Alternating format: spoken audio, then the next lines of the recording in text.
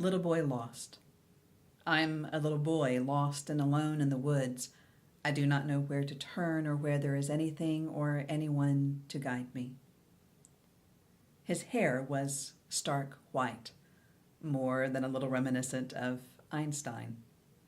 It was unusually long and unkempt compared to the military photographs proudly displayed along the walls of the hallway we slowly moved past as we ambled from his living room to his front porch. The once imposing 6'3" frame shook with Parkinson's, and a lack of muscle tone appeared to remove several inches from his height as he stooped over his walker. The Parkinsons also sought to end his independence. My hospice group had been called in to help ease his challenges.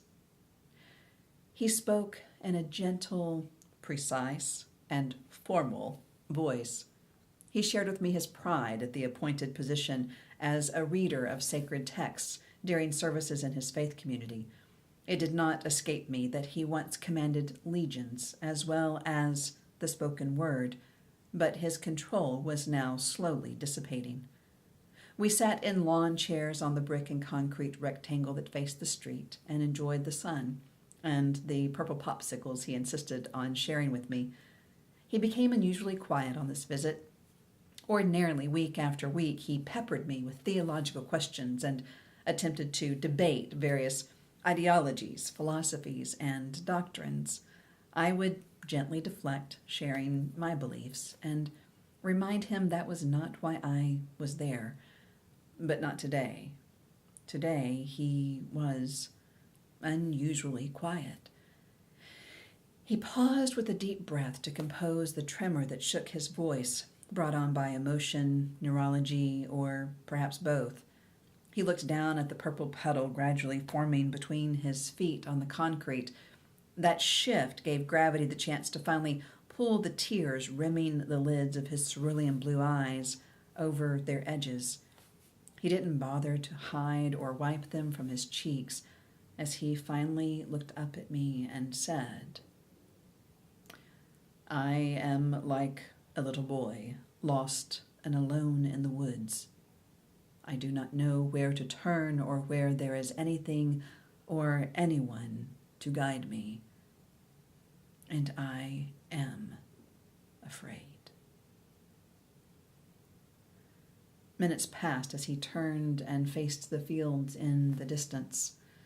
Then, with a lift of his chin and slight tilt and turn of his head, he cut his proud and misty eyes toward their corners to look back at me. The nearest bushy white eyebrow was now sardonically aloft. He continued, "But I suppose that is why you are here." We sat in silence as the sun and our tongues continued to melt the treats. Finally, I asked him about being lost in the unknown, about his relationship with mystery, and the challenge of finding space to sit with both until more is revealed. I unfolded and handed him a well-worn and creased page from my hip pocket, and then spoke the words from memory. I dwell in the mystery of the great unknown, fluid, beautiful, and free. I dance with the wind and relish each breath, ecstatic each day just to be.